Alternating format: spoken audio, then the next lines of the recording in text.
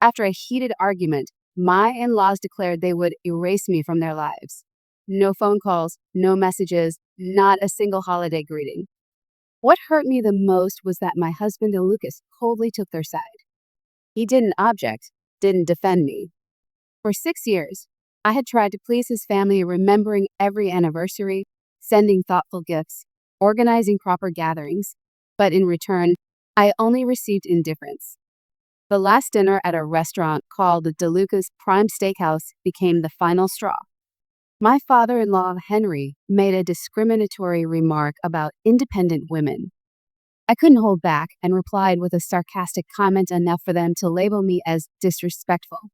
Lucas, instead of defending me, gently squeezed my thigh as a signal to stay quiet. I stood up and left the table. The dinner continued as if I had never been there. After that cold night at DeLuca's, I returned home with a faint hope that maybe it was just a moment of impulsiveness, that they would call to clear things up, that Lucas would realize something had gone wrong. But no. The following days were silent. The phone didn't ring. My inbox remained empty. Not a single message to check in. No apologies, no explanations, not even the slightest sign that I had ever existed in that family. They were silent completely and absolutely. But what chilled me was not the silence from my in-laws. It was the silence from the person who slept next to me every night. Lucas. He said nothing about what happened. No mention of Henry or Ruth. He didn't ask if I was okay.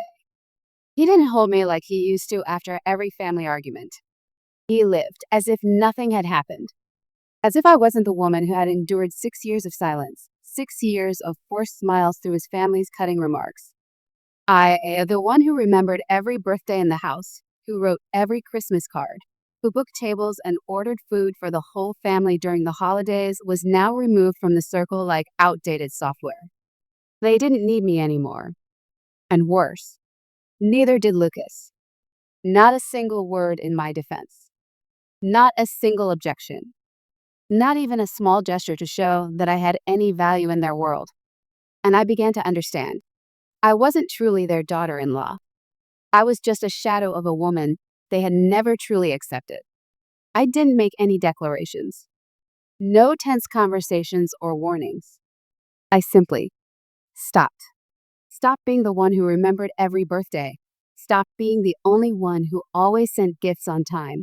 Stopped playing the understanding wife at every holiday, every awkward gathering. I gradually disappeared not from the marriage itself, but from everything his family used to assume I would do. No more greeting cards for Lana, who once sneered that I was not blood. No more polite inquiries from my in-laws, who never once called me daughter. And no more carefully wrapped gifts with handwritten notes. Wishing you a warm winter. They didn't notice when I stopped sending gifts. No one asked when I stopped texting.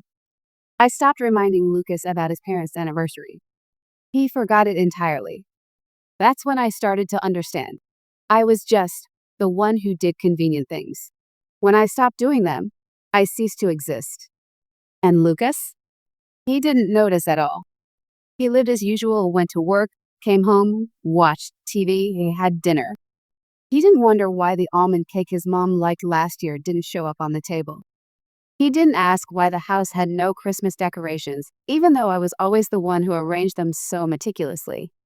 He didn't notice or pretended not to notice. The absence of me, day by day. I felt like a ghost in my own home. I walked quietly, spoke little, did only what was necessary and no more, no less. I no longer reminded him of family calls, no longer asked whether we should invite someone over for dinner this weekend, no longer asked what he wanted to eat. And what chilled me was that he didn't find any of it strange. Until one Wednesday evening, under a drizzling rain, I came home later than usual. A client meeting had run long. The car was stuck in post-work traffic. And I was so tired, I just wanted to be alone in silence. I walked into the house. The kitchen light was on, but there was no smell of food. Lucas was standing in the kitchen, opening the microwave, placing a burrito he had hastily bought from a convenience store. He was still wearing a wrinkled shirt, holding his phone, glancing toward me. Then he asked, casually, as if it were nothing, You didn't cook anything? I stood still for a moment, my handbag still in hand. That question is simple, thoughtless. As if he were still living in some version of our marriage I no longer belonged to. I took off my coat, placed it carefully on the chair, and said without looking at him, I no longer exist in your family's eyes, so why would I cook? That sentence, it wasn't anger. It was a simple, sharp, and chilling truth. Lucas turned to look at me, his eyes seemingly confused. He chuckled and gave a slight shrug, as if trying to brush off the heavy atmosphere. You're still mad about what happened? They'll come around. You know my mom. I didn't answer. I no longer had the strength to explain what he should have already understood on his own. I walked straight into the bedroom and closed the door. This time, I locked it. That night, I didn't cry.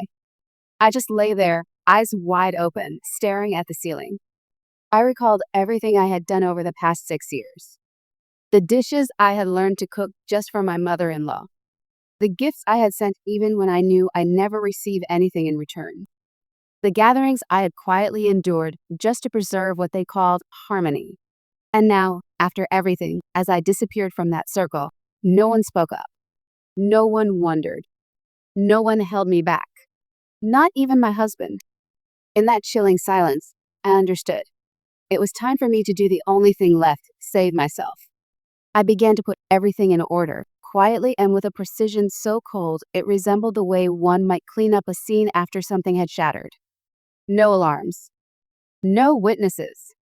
Not a single tear. Not a single complaint. Just deliberate, measured, irreversible actions.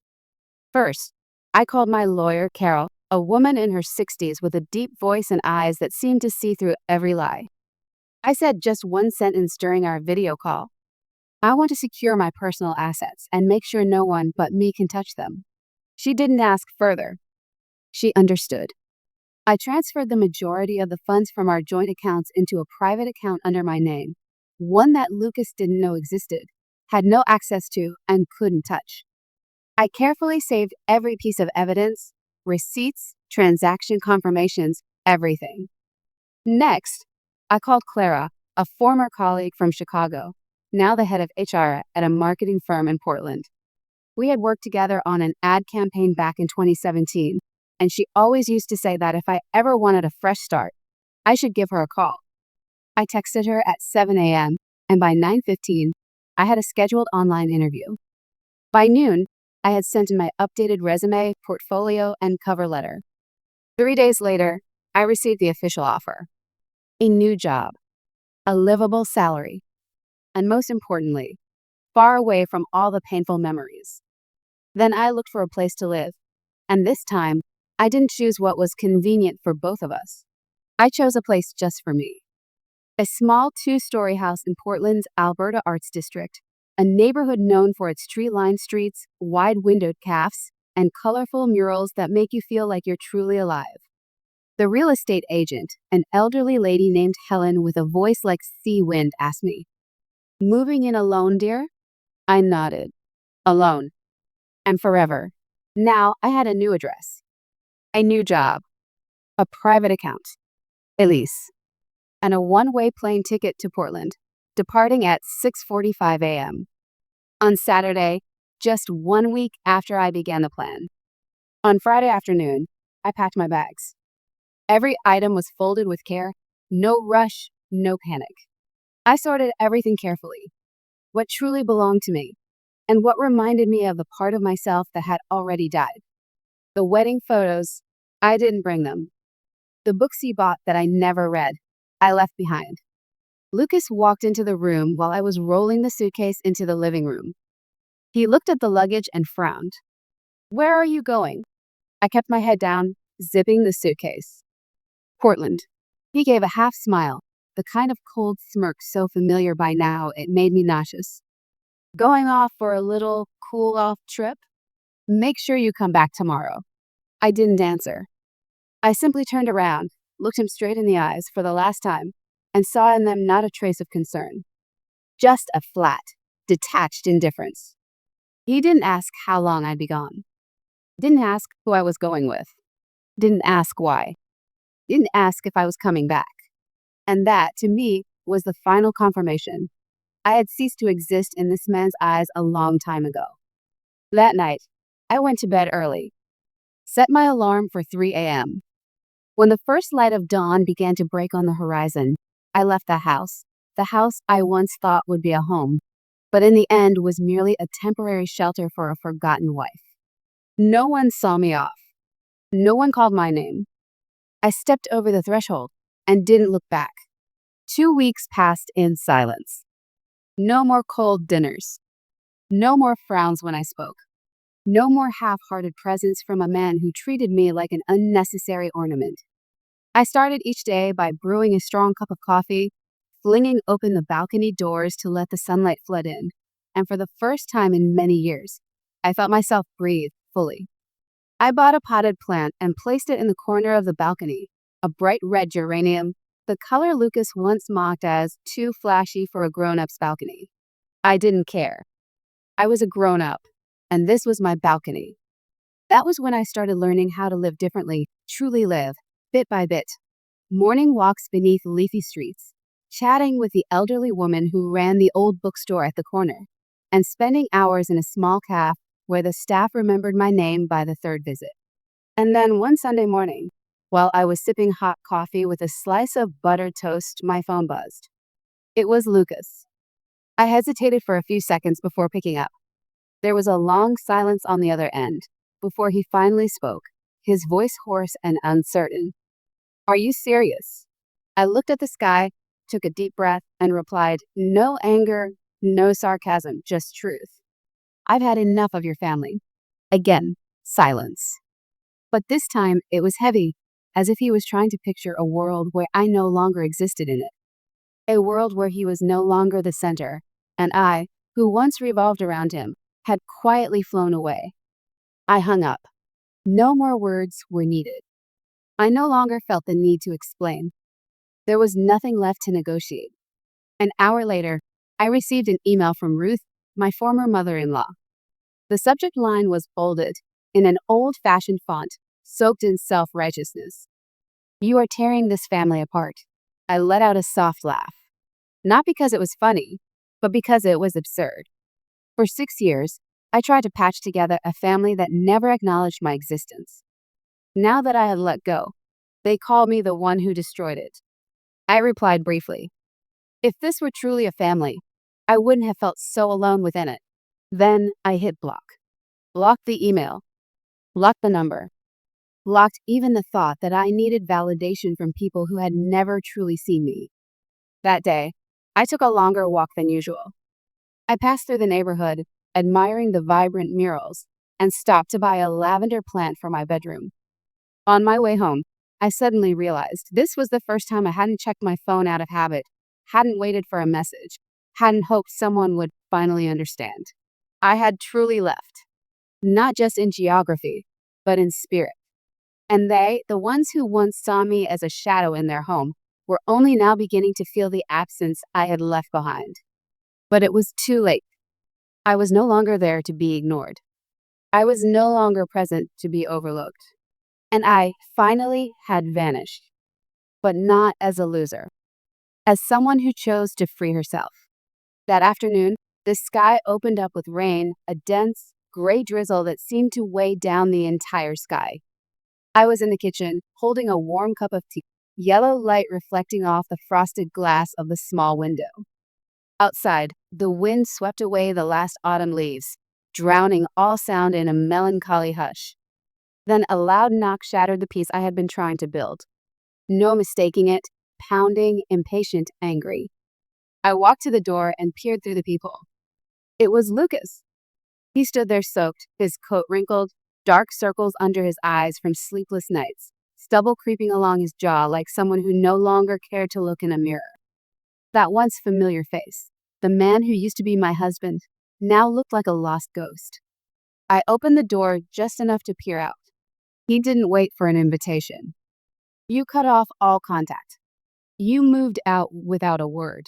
His voice was raspy, not from emotion, but from rage. Without wiping his shoes, he stepped right in, eyes scanning the room as if searching for remnants of a memory. His gaze settled on the corner where my unpacked boxes still sat, stacked. I stood still, didn't approach, didn't retreat. We were like strangers meeting in a space that had once been shared, now just a pit stop for someone desperately clinging to the past. I left Lucas, and I'm not coming back. I spoke evenly, not coldly, just with certainty. He leaned forward, shoulders shaking from rage long held in. You're my wife. You can't just disappear like that. His voice rose, each word slamming into the air, as if shouting loud enough would force me to return, to be the obedient wife in his constructed world. I didn't move, just looked at him, then asked, word by word, like a blade slicing through the emotional armor he'd built. Did you ever ask if I was okay? Did you ever care what I thought, how I felt? Or are you only panicking now because my silence is finally inconvenient for you? Lucas stood there, frozen, his hand clenched, then loosened. I could see the confusion, the swirl of anger and disorientation, a man unaccustomed to confronting the truth that he was not the center of everything.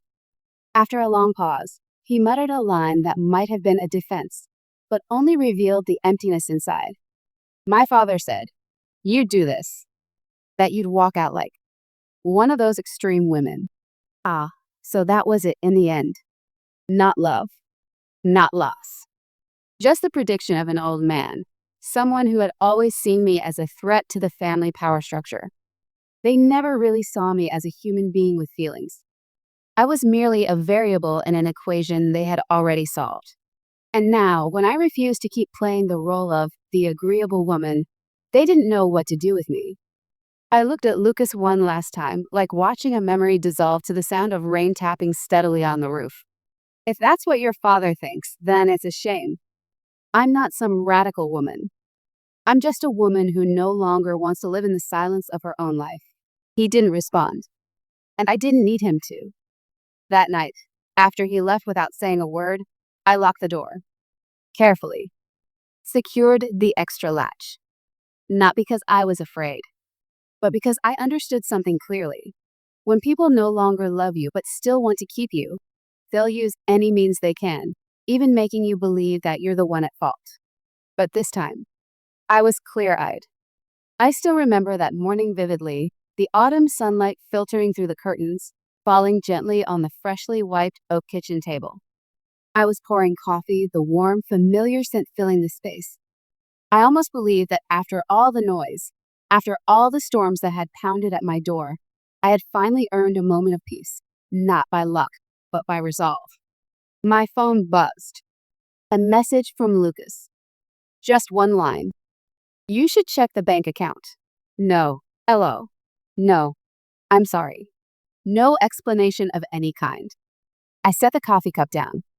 My hand suddenly turned cold. My heartbeat slowed, not from fear, but from instinct. I knew this feeling. The moment you realize someone has placed their hand on what's yours and assumes you won't dare take it back. I opened the banking app. My eyes scanned the numbers quickly. 0 cent, joint account. Pending transaction. $50,000 transferred to account under the name Henry Ellison. I didn't blink. I didn't jump up. I didn't scream. I just stared at the screen, as if it were narrating a story I had already seen in my head, but had still hoped I'd imagined.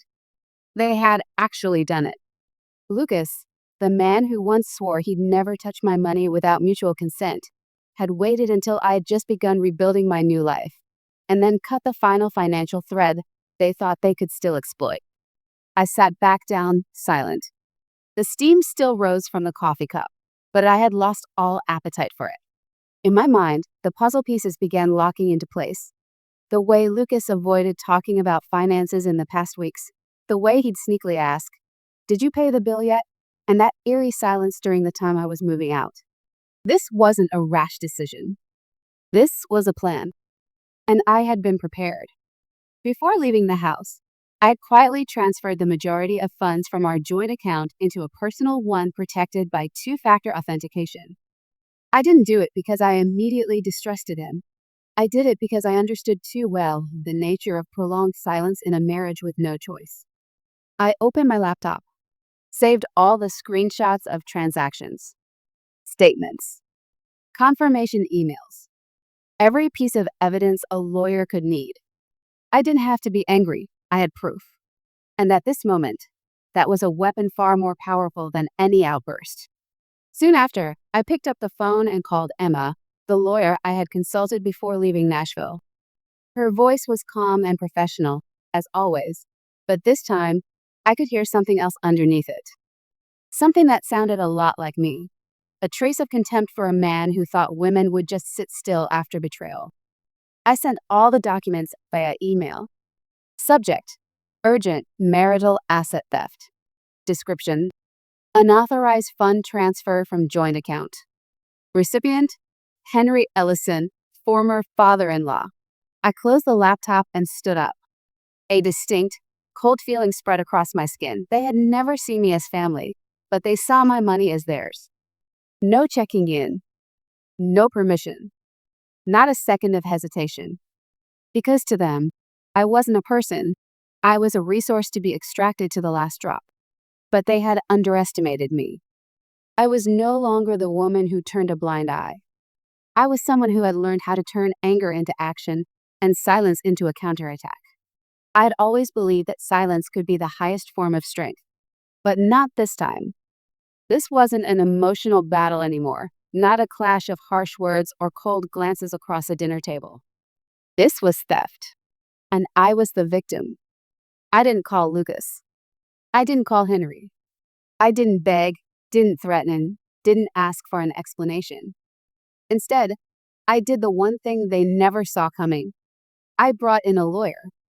Emma, who had been closely tracking the case since the day I left, processed all the information within just 20 minutes. She drafted an official letter at a breathtaking pace. Every line, every word, sharp as a blade, no emotion, no ambiguity. Email subject line: notice of asset reimbursement request, unauthorized transaction from marital account. Content: our client, my name, has identified a transaction totaling $50,000 made without her consent. If the funds are not returned within 24 hours, we will proceed with filing criminal charges for asset misappropriation and financial fraud. Please be advised that any further activity related to this joint account will be monitored and extracted as evidence. Less than an hour later, I received a response from Henry himself. No lawyer. No apology. Just one haughty line that was almost laughable. That money belongs to my son. I have no obligation to return it. I wasn't shocked. I just confirmed it. This was proof of their ownership mindset. I, the legal wife, the one who had helped build everything in their eyes, was just an open wallet. And my money? It was simply my son's. I took a screenshot, sent it to Emma. Then I messaged Lucas. No fluff, no blame. Your father just cleaned out my account. I knew he would read it. I knew that if Lucas's heart still held any flicker of conscience, it would twist at the sight of the words money and dad in the same sentence. But I didn't write anything else. Because I didn't need to. A few hours later, Emma sent over a draft lawsuit with a brief note. Just say the word, and I'll file it in court tomorrow morning. I sat on the sofa, still holding a cup of cold tea, and smiled. Not out of joy, but because I knew I had just taken back the final weapon they thought they could use to break me: ignorance. But they forgot one thing. I hadn't been silent because I was weak. I had been watching, remembering every act, every word, every little detail, so that in this moment, I could lay out every piece of evidence they had handed me themselves. The hearing was scheduled for a Thursday morning, a cold, gray day, the kind of weather that had brought me calm ever since I moved to Portland. I arrived 15 minutes early, not because I was nervous, but because I wanted to sit in that quiet conference room alone, to savor one last moment of peace before the truth was laid bare. The law office was on the 14th floor of a glass tower overlooking the Willamette River. The meeting room was bright, with a long walnut table, leather chairs, and a pot of hot tea already prepared. But I didn't need tea. I only needed them to arrive and witness. At exactly 9 a.m., they entered. Henry, stiff in his movements, holding a briefcase, face cold as stone. Lucas, following behind, thinner than the last time I saw him. No more swagger, just a man completely lost. Their lawyer, a gray-haired man in a navy blue suit, trying to mask his tension with a soft voice. My lawyer, Emma, sat beside me, her hand resting on a thick file folder. We exchanged curt nods. No smiles. No polite pretense. The meeting began with an offer. My client is willing to return a portion of the transferred amount on the condition that both parties sign a non-disclosure agreement. I didn't react. Emma didn't nod either. Instead, she slid a file across the table toward them. I watched as Henry opened it, turned page by page, and saw everything they thought no one knew. An audio recording of Henry. His voice played from a small recorder. If she pushes back, I'll make sure she walks out with nothing.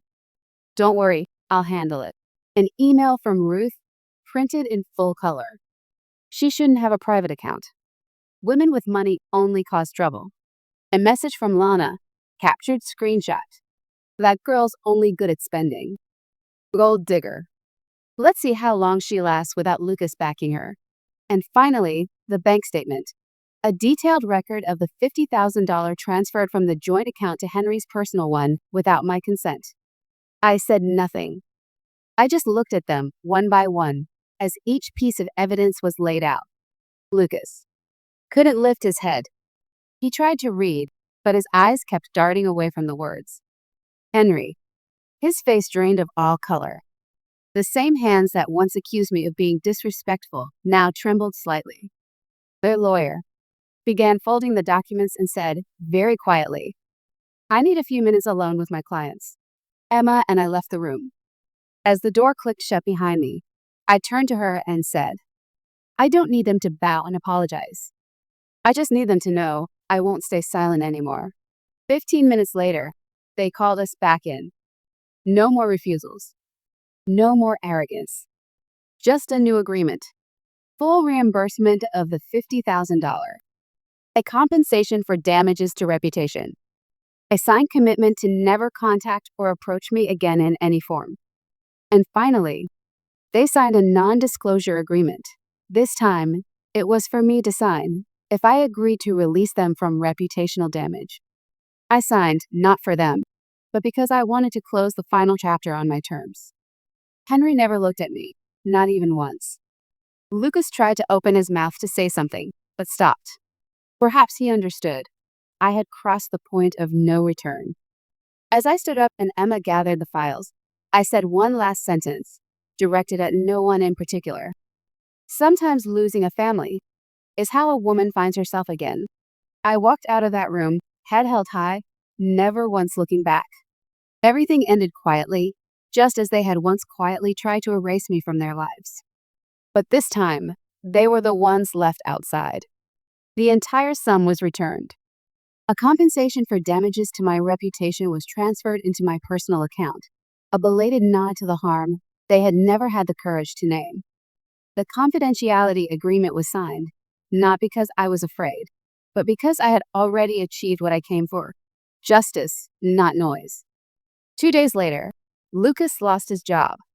The recording had leaked, not by me, but likely as a consequence of the very things he once considered harmless. He made one final call. A short message. I don't know what to do anymore. I didn't respond. Because I didn't know what I was doing. I was living, for the first time, without needing permission to exist. My small house in Portland was now quiet, bright, and free. No one hanging paintings without asking. No one treating me like a useless ornament. They, the ones who once saw me as a shadow at the edge, now had no place in the world I had built with my own hands. And I, finally, had stepped out of the role of daughter-in-law, of wife, of woman who makes everyone happy. I returned to who I truly am. Head held high. No regrets.